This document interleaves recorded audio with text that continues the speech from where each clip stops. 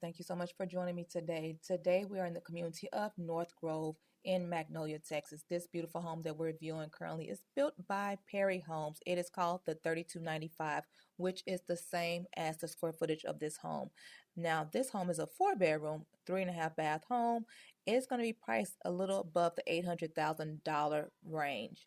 Now, the schools that this home is going to be zoned to currently is going to be in the Magnolia ISD district, and they are as following: Cedric C. Smith Elementary, Bear Branch Intermediate School, Bear Branch Junior High, and Magnolia High School. Now, remember, if you are concerned what schools your children will be zoned to before you sign that contract, ask about if there's any new schools being built or what the current schools are that your children will be zoned to.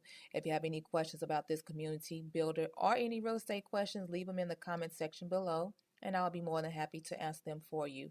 Do me a big favor before you finish watching this video. Hit that like, that bell, and that subscribe to be notified of new weekly videos. Enjoy the rest of your tour.